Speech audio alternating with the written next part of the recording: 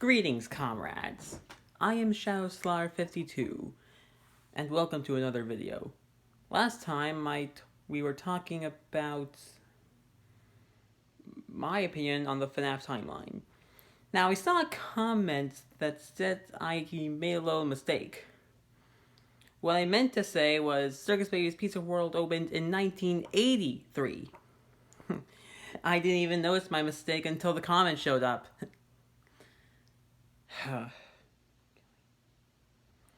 Anyways, today we're going to be talking about my opinion on Bendy and the Ink Machine. Now, this is actually kind of interesting, considering all of the incredible characters there. The guy with the projector head, Sammy Lawrence, Beast Bendy, Alice and Angel. Amazing. So basically in the game you play as a production character and you're trying to reoperate an ink machine, but then boom!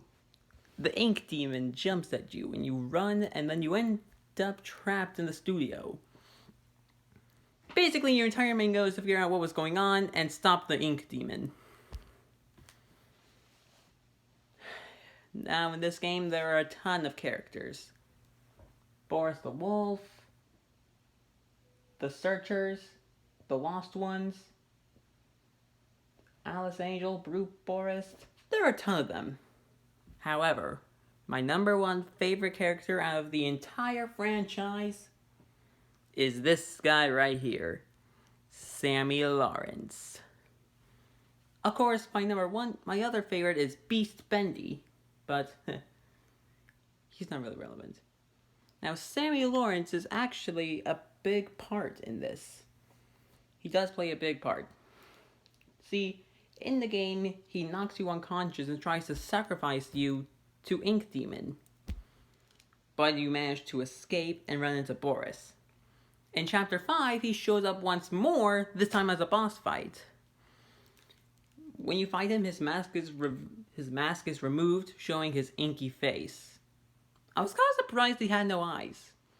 Anyways, he's about to kill you when Tom shows up and kills him.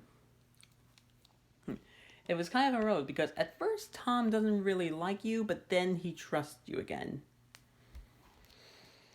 Anyways, as you can see, this game has its own merchandise.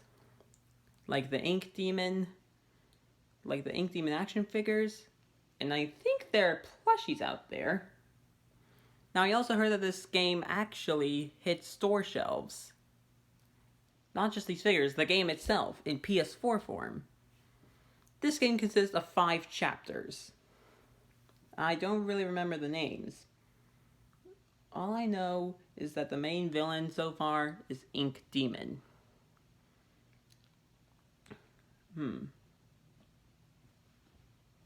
I forget the main character's name. All I know is that he used to be a production member. So did Sammy, by the way.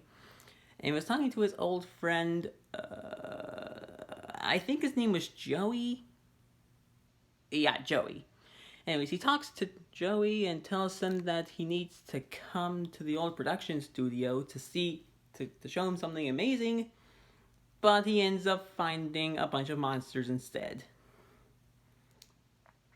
Then, of course, in the game, you also run into Alice Angel and her cronies. I remember one of them was named Piper, and I also remember that one of them had a fishing rod head, and that the other had 3 arms. That's the best I remember.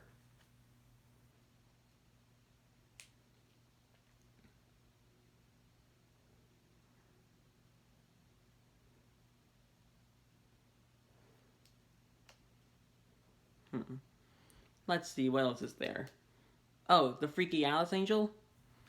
You know, a lot of people say she's a human, but to me she just looks like... let's just say she looks like a feminine, cartoonish version of Two-Face from Batman. That's actually pretty good. I should remember that. I should probably remember that. Alice Angel is a freaky version of Two-Face. A feminine version of Two-Face. Yeah, that's it. Let's see. Now, it seems like throughout the game the Ink Demon is unstoppable, but it's not true. He can be stopped. He just needs to see the end of his cartoon, which he never did until the end of Chapter 5. Afterwards, the main antagonist, but before the main antagonist can do it, Ink Demon shows up and transforms into the Beast Bendy.